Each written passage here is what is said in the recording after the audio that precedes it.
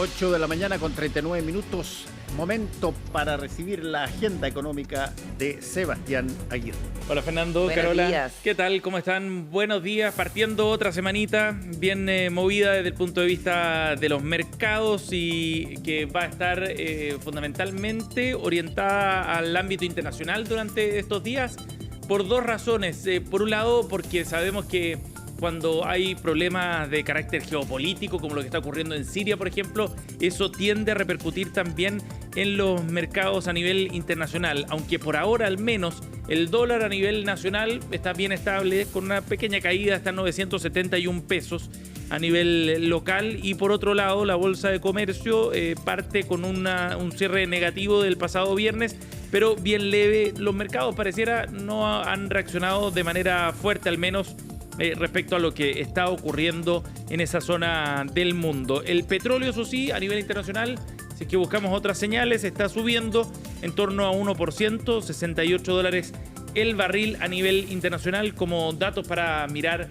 en detalle. Y ojo también a lo que pueda ocurrir durante esta semana con posibles anuncios desde China, según reportes de Bloomberg, sitio especializado en materia financiera y de mercados.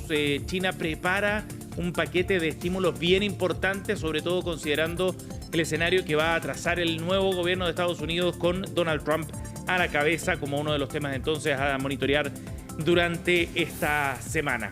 Bueno, vamos a ir a revisar información de lo que ha ocurrido en las últimas jornadas y nos quedamos con el cierre del proceso de negociación que estaba llevando adelante el gobierno con los funcionarios públicos. El reajuste del sector público siempre está bien tensionado y finalmente logra cerrarse con un reajuste salarial que va a ser escalonado de hasta un 4,9% en 2025, de acuerdo a lo que se definió en esta negociación. Los que están viendo nuestra pantalla ven ahí precisamente el momento de la firma de este documento del ministro de Hacienda, la ministra Janet Jara, junto a los representantes del sector público. Este ajuste se va a desarrollar en 3 etapas, como decíamos, sumando un total de 4,9% para el 2025, que está un poco por sobre la inflación proyectada para un próximo año. De hecho, según los cálculos, digamos, las estimaciones que ha hecho el Ministerio de Hacienda, esto representa un reajuste real, o sea, por sobre la inflación, de un 0,7%. En todo caso, es diferenciado esto, porque, por ejemplo, las rentas o las remuneraciones mínimas dentro del sector público van a tener un reajuste mayor, que será de un 6,9%. Eso, en términos generales, para una negociación que fue bien difícil. El sector público estaba pidiendo un reajuste más alto inicialmente. Finalmente se logra llegar a este acuerdo. Y tiene un contexto más amplio esto también. Recordemos que el gobierno venía recién de cerrar la discusión presupuestaria con hartos cuestionamientos respecto a los niveles de gasto del próximo año. Había tenido que hacer un esfuerzo bien importante para llegar a un acuerdo con la oposición en orden a disminuir el gasto público. Se había propuesto inicialmente un 2,7% de aumento del gasto en 2025, se reduce a un 2%, y esa es una señal bien clara también de la preocupación que hay en términos bien amplios, diría yo, no solo la oposición, de los niveles de gasto que tiene el Estado por estos días. Y sabemos que eso en parte está incidido también por el gasto, por ejemplo, en trabajadores y en remuneraciones del sector público. Bueno, vamos a escuchar algunas reacciones, qué fue lo que ocurrió tras el cierre de esta negociación. Escuchemos primero a la ministra Janet Jara sobre el cierre de esta conversación. Vamos a ingresar con un proyecto de ley en los próximos días que contempla metas en torno al tema del reajuste al sector público, en torno al tema de cómo se van a resolver distintos tipos de controversias que surgen entre funcionarios públicos con las instituciones y que hoy día está siendo objeto, ¿cierto?, de discusión a través de un dictamen de Contraloría, de un recurso a la Corte de Apelaciones, con la creación de tribunales especializados con una solución que aborda no solamente la contingencia, sino que el mediano y el largo plazo de la relación laboral con los funcionarios públicos, con un incentivo al retiro que se prolonga por una década en la idea de poder generar mayor movilidad en el sector público y entregar mejores condiciones de jubilación. Bueno, y ahí la ministra daba en el clavo con otros temas que son bien relevantes. Recordemos que la Contraloría, con un dictamen de la nueva Contralora, Dorothy Pérez, cuestionó el concepto de la confianza legítima y en qué instancia se debía zanjar las disputas que hubiera entre trabajadores y el Estado en torno a ese tema, o las jefaturas del Estado, digamos, en torno a este tema. Y eso generó una controversia bien importante, con amenazas de movilización incluso de parte de los trabajadores públicos. Será uno de los temas que se va a tratar de resolver en este protocolo que se ha firmado entre ambas partes. Y en ese contexto también viene la discusión más grande, como decíamos, respecto a los niveles de contratación dentro del sector público, a cómo ha ido creciendo el empleo público en la última década, y también a las regulaciones, ¿no?, las normativas que rigen precisamente para aquellos funcionarios. Probablemente va a ser un tema bien relevante en la próxima campaña presidencial, dado, insisto, los niveles de gasto que está teniendo el Estado chileno en la última década, que ha ido bien consistentemente al alza. Escuchemos también al presidente de la CUT, David Acuña, se refirió luego de la firma de este protocolo. Hoy tenemos 2 pisos que son anhelados por los trabajadores y trabajadoras. El primero, de que los bonos, tanto de Navidad como de fiestas patrias, el bono de vacaciones y el bono de escolaridad, pasen a ser beneficios permanentes para todos los trabajadores y trabajadoras del Estado. Pero por sobre todo hoy día, la perspectiva a la jubilación digna, a poder irse con una compensación necesaria a través de que hoy día el incentivo al retiro se transforme en un incentivo permanente. Bien, de esa forma entonces se daba ya por cerrada esta discusión. Bien, en todo caso, esta mesa de trabajo, Fernando, con esos detalles que veíamos. Es interesante la imagen, no sé si la podemos volver a tomar, pero Ajá. ¿Quién está justo detrás de todo hablante que habló ahí? El ministro Marcel, ¿no? Al lado de él. Mario Aguilar, el presidente del colegio de profesores. Sí. Claro. Están, pero en una batalla todavía sin resolver respecto de la deuda histórica. No, pues acuérdate que llegaron a un acuerdo la semana antepasada, y por eso yo creo que la disposición fue tan buena. Okay. Incluso puede haber sido una estrategia hacerlo de esa forma, ¿cierto? Exacto. Esto de que vuelva a aparecer ahí en una forma tan preeminente, después de toda la situación que hubo. Claro, tiene que haber sido una fuerza positiva el Colegio de Profesores en la negociación del reajuste del salario público. Sí, claro que sí, seguramente, porque era un tema bien complejo, aunque tiene que pasar por trámite en el Congreso todavía, pero te digo que todavía por eso te digo que tiene ese trámite pendiente. No ha terminado todavía, pero tiene el impulso del gobierno, ¿no? Pero que aparezca de nuevo Mario Aguilar junto con personeros de gobierno después de estar anunciando paros permanentes. Es un punto para el gobierno. Claro, es un hecho simbólico que, por cierto, no es casual. De todas maneras, y aquí está la mesa del sector público, que integra precisamente el Colegio de Profesores junto a otras reparticiones públicas a las que se sentaba con el gobierno a negociar. Bien, 8:48. Vamos a ir a otro tema. La semana pasada el gobierno presentó el Plan Nacional de Data Centers. Esta es una iniciativa bien interesante porque consideraba todo un trabajo previo, no solo con el sector privado, que es el que desarrolla precisamente este tipo de infraestructura que hoy día es fundamental para nuestra vida cotidiana. Quizás no estamos muy familiarizados con este tipo de infraestructura, pero cualquier correo electrónico que mandamos, el uso de plataformas de streaming, por ejemplo, tienen como respaldo y se aloja ese desarrollo tecnológico en los data centers, que han crecido muchísimo además en nuestro país. Bueno, lo que busca este plan es fortalecer el desarrollo de esta industria con un trabajo previo, como decíamos, y con varios ejes bien interesantes. Por ejemplo, uno medioambiental, que proyecta a largo plazo el desarrollo de esta infraestructura. De este tema vamos a conversar con la ministra de Ciencia y Tecnología, Aysén Echeverri, está con nosotros esta mañana. ¿Cómo está, ministra? Bienvenida. Muy buenos días, muy bien, muchas gracias por el espacio. Gracias por conversar con nosotros. Ministra, bueno, este es un plan bien interesante, este es un sector que el gobierno ha priorizado también desde el punto de vista de la inversión y lo ha promocionado muchísimo. ¿Cuál es el objetivo del desarrollo del plan, considerando que fundamentalmente esta es una inversión privada? Bueno, efectivamente, y lo decían muy bien en la introducción, esta es una industria que provee una infraestructura que es la base sobre la cual ocurre la economía digital. Y es por eso que como parte del Gabinete de Procrecimiento y Empleo, La economía digital es uno de los pilares sobre los cuales estamos trabajando, y este plan de data center es una forma en cómo hacemos carne, ¿verdad? Hacemos realidad esta idea de que es posible crecimiento económico de alto valor agregado y sustentable, ¿verdad? Que es amigable con el medio ambiente. Y el plan lo que apunta es precisamente a eso. Son 9 medidas que se construyeron de la mano con el sector privado y la sociedad civil, que apuntan a que esta industria crezca a buena velocidad y utilizando energías renovables, bajo consumo de agua y así sucesivamente. Ministra, se proyectan 30 data centers de aquí al 2028. ¿Eso es mucho? ¿Cómo dimensionamos en el fondo el desarrollo que ha tenido esta industria acá en Chile en comparación, por ejemplo, a otros países de la región?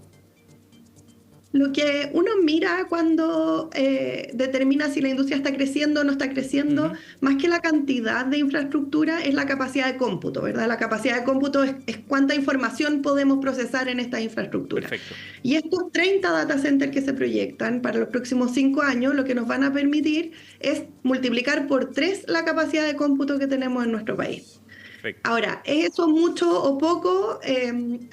Yo he hecho esta pregunta a varios expertos en distintos lugares y la respuesta siempre es: uno debiera tener tanto como pudiese tener, como que mientras más capacidad de cómputo mejor, porque las necesidades crecen de manera exponencial cada día, ¿verdad? Sí. Los desarrollos de la inteligencia artificial, la mayor digitalización de la industria y del Estado hace que la demanda por cómputo crezca de manera muy acelerada, y en el caso de Chile eso no es la excepción. Nosotros tenemos grandes capacidades en materia de inteligencia artificial, una política de digitalización del Estado, muchas startups que se están creando en torno a la inteligencia artificial, que necesitan de esta capacidad de cómputo para poder desarrollarse. Ministra, y en ese sentido, ¿qué ventaja competitiva le puede entregar al país, por ejemplo, el tener una red de data centers y esa capacidad de cómputo que usted describía que sea realmente robusta?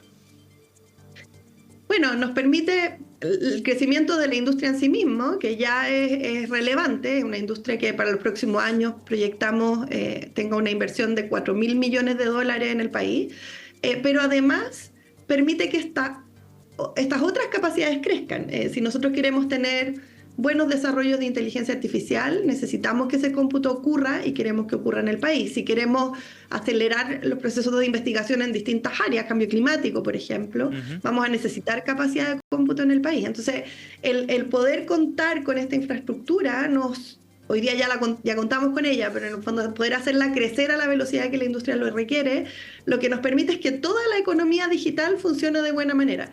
Y es por eso que cuando hablábamos del Gabinete de Procrecimiento y Empleo, el jueves nos reunimos, hay 5 sectores en los que vamos a estar trabajando con mayor intensidad durante el próximo año. Economía digital es uno de ellos, asociado a esta mayor infraestructura, pero también a inteligencia artificial, a nuevas startups que requieran de este cómputo. Hay que imaginarse que los data centers son como el cerebro donde ocurre todo esto, ¿verdad? Es el aparato que permite que las máquinas piensen, que la información llegue a tu teléfono, a tu computador, que se permita la automatización, la inteligencia artificial, etcétera. Entonces, tener estas capacidades básicamente nos dan como los cimientos sobre los cuales se construye la economía digital. Sí, ministra, una pregunta solamente porque estoy viendo las imágenes de los data centers, básicamente esta apilación que se hace de,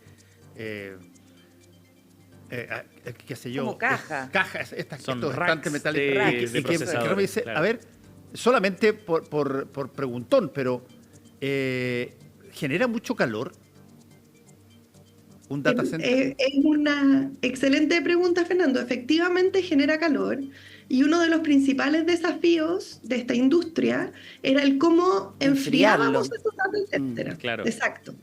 Y hasta hace algunos años atrás, la forma de enfriarlos era a través de agua que se evaporaba, y por lo tanto el consumo de agua de esta industria era gigantesco. Hablábamos de millones de litros diarios. Hoy día, la misma industria ha desarrollado otras tecnologías que permiten un enfriamiento que no consume tanta agua. Por ejemplo, circuitos cerrados. El agua se mantiene en un mismo circuito y por lo tanto el consumo o la pérdida es muy pequeñita. Estamos hablando de 1 o 2 litros diarios. Pero también se han generado otras tecnologías, como por ejemplo aprovechar el viento para enfriarlo, o ciertos lugares geográficos que por su temperatura de base en el fondo son más interesantes para esta industria. Y eso es tecnología que se ha desarrollado y que a propósito del plan y entendiendo que esta es una de las principales preocupaciones de las comunidades cuando se instala un data center, se va a generar un acuerdo de producción limpia. La misma industria nos dijo, miren, nosotros ya hemos reducido muchísimo el consumo de agua, queremos avanzar en reducirlo aún más y queremos que esto sea transparente, medible, fiscalizable, y es por eso que una de las medidas es, por ejemplo, este acuerdo de producción limpia. Ministra, ¿y eso qué significa en términos del plan, de este acuerdo? ¿Qué rol cumple el Estado, por ejemplo, como garante de esos cumplimientos, o eso se rige solamente por el sistema de evaluación ambiental? Funcionan las dos cosas en paralelo. El sistema de evaluación ambiental sigue operando y, de hecho, parte de las medidas que están incorporadas en el plan es generar criterios técnicos para las evaluaciones de esta industria, de manera de darle mayor conocimiento y mayor certeza a la industria data center respecto de qué se les va a pedir. Pero por sobre eso funcionan estos acuerdos de producción limpia. En este caso es para reducir huella de carbono, consumo hídrico y consumo eléctrico.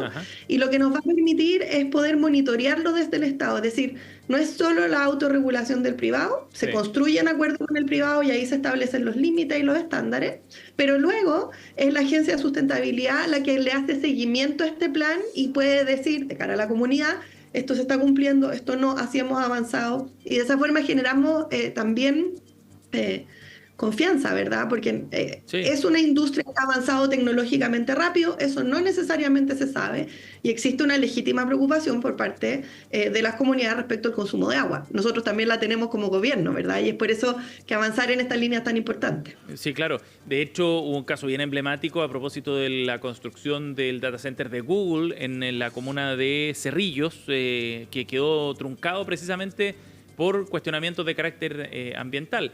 ¿Con este nuevo marco se facilitaría el desarrollo de un proyecto como ese? Es un buen ejemplo porque en ese caso la información con la que nosotros contamos, que es información pública por supuesto, es que desde que se presentó el proyecto hasta la versión actual de ese proyecto, la tecnología también evolucionó y por lo tanto la empresa está reactivando ese proyecto, pero ahora con una tecnología que es distinta en materia de consumo de agua y que por lo tanto no generaría las preocupaciones que generó en primera instancia y en el caso que todos conocimos. Ahora, ¿cómo conversa eso con el plan y en qué sentido se facilitaría? Bueno, tiene que ver con la construcción de estos estándares, ¿verdad? Hasta la fecha no nos hemos puesto de acuerdo respecto de cuánto consumo es el tolerable, de cuánta energía renovable queremos para esta industria. Y todas estas herramientas, los criterios del sistema de evaluación de impacto ambiental, el acuerdo de producción limpia, la ruta de permisos críticos que vamos a desarrollar a propósito del plan, son todas herramientas que permiten precisamente aquello, es decir, este es el estándar, contra esto lo medimos y esto además se hace transparente y de cara a la ciudadanía, de manera que estas preocupaciones legítimas que han existido puedan encontrar respuesta y permitir el desarrollo correcto, adecuado, rápido de esta infraestructura que es tan importante. De acuerdo. Estamos conversando con la ministra de Ciencia y Tecnología, Aysén Echeverría, aquí en Agenda Económica. Ministra, y desde el punto de vista del mercado laboral, ¿qué efectos tiene este plan también? Porque tenemos capacidad, capital humano, talento para el desarrollo de una industria que tiene ciertas especificidades y que requiere determinado talento bien específico, digamos. Tenemos y necesitamos mucho más. Yo creo que esa es la respuesta cada vez que nos preguntan por talento en materia digital.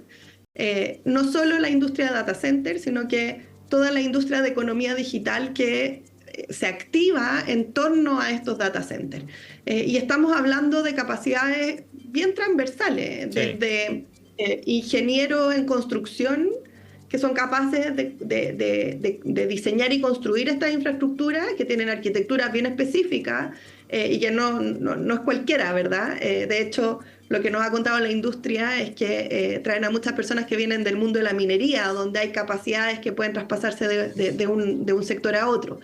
Pero también en el ámbito, y lo hemos conversado muchas veces, de la programación, de la ciberseguridad, del entrenamiento de algoritmos de inteligencia artificial, de todos aquellos componentes que hoy día sostienen a la economía digital, a las startups digitales, a las plataformas, donde tenemos un déficit de profesionales, tenemos distintas iniciativas para poder superar esa brecha de déficit de profesionales. Ajá. Pero con algo parecido que con el cómputo, que esto es tan transversal y avanza tan rápido, sí, que necesitamos cada vez más y creo que ninguna iniciativa es suficiente. Tenemos que todos ponernos a trabajar en contar con estas personas capacitadas, porque claramente hay un potencial de crecimiento muy importante para nuestro país y para el mundo en esta materia. Sí, no cabe la menor duda. Yo soy catete y aquí me han escuchado miles de veces, así que voy a decirlo de nuevo para repetir, pero yo creo que si es que hay que hacer algún tipo de inversión, es en la alfabetización digital. La gente no nace aprendiendo cómo funciona una nueva tecnología. Más aún, normalmente cuando una nueva tecnología de alguna forma supera la anterior, se produce durante un buen tiempo una brecha entre los que saben usar la nueva y los que se quedan con la antigua y no alcanzan a usar la nueva. Y eso es algo que vuelve a generar una distribución tremendamente perniciosa en el país. Y le quiero preguntar justamente por eso, ¿qué cosas reales de alfabetización digital se pueden introducir o se quieren introducir desde el colegio hasta la empresa? Y agradezco la pregunta, Fernando, lo hemos conversado los dos varias veces, de hecho. Yo le sumaría a esa dificultad el hecho de que aquí estamos frente a tecnologías que están cambiando radicalmente todos los aspectos de la vida y por lo tanto ya no es solo cómo programamos, sino que cómo generamos pensamiento crítico, cómo buscamos información, cómo nos aproximamos a un mundo donde la inteligencia artificial tiene impacto desde las elecciones hasta el proceso formativo de los niños en los jardines infantiles. Y a ver, solo por mencionar algunas, ¿verdad? Tenemos Talento Digital, que es una iniciativa que ya lleva muchos años en proceso, que se está haciendo cada vez más grande y que lo que apunta es a permitir la reconversión laboral y la generación de capacidades en materia digital. Tenemos desde el Ministerio de Ciencia, en este caso, estamos trabajando en perfiles de inteligencia artificial de la mano de Chile Valora para permitir que aquellas personas que aprenden solas, ¿verdad? Porque hay mucho de autoaprendizaje en esta materia, puedan certificar esas capacidades y mejorar su empleabilidad. A nivel de universidades, el doctorado en inteligencia artificial del CRUCH Bio Bio es una tremenda experiencia y sabemos que hay otras universidades avanzando en esa línea. Nosotros mismos desde el Ministerio estamos ya hace un tiempo trabajando con la UNCE en ver cómo podemos incorporar capacidades de inteligencia artificial en los futuros profesores, de manera que cuando lleguen a las escuelas tengan herramientas suficientes. A nivel preescolar, el programa de formación en primeras edades que hacemos desde el Ministerio de Ciencia, que se masifica a través de la JUNJI, apunta precisamente a generar ese pensamiento crítico y esa capacidad de hacer preguntas desde los niños más pequeñitos, y así sucesivamente. A nivel del sector privado hay ejemplos, creo que también son extremadamente valiosos, y solo por destacar uno, el INACAP, por ejemplo, hoy día transversalizó inteligencia artificial en todas sus carreras como una forma de generar estas capacidades y de avanzar de manera más rápida. Pero concuerdo 100%, Fernando, o sea, esto es un desafío que tenemos como sociedad de poder abordar estas nuevas formas de aproximación al mundo, y que no basta con un esfuerzo, sino que necesitamos todos pensar y probar formas distintas de formar a las personas. Ministra Aysén Echeverri, gracias por el contacto con Agenda Económica. Buenos días. Muchas gracias por la conversación. Chao. 9:03, nos vamos y con un datito, eso sí, de una pauta que se va a desarrollar hoy día, que seguro que va a generar algunos comentarios bien interesantes, porque el senador de la Comisión de Economía, presidente de la Comisión de Economía, Rojo Edwards, y el ministro de Economía, Nicolás Grau, van a participar en un seminario sobre permisología. La gracia es que se aborda el proyecto de ley que busca reformar estos permisos sectoriales, con la voz también de representantes del empresariado, del sector de la construcción, de la minería, entre otros. Va a desarrollarse en el Congreso Nacional esta mañana. Hoy día en Agenda Económica PM tendremos los detalles de ese debate para ver cómo avanza ese proyecto.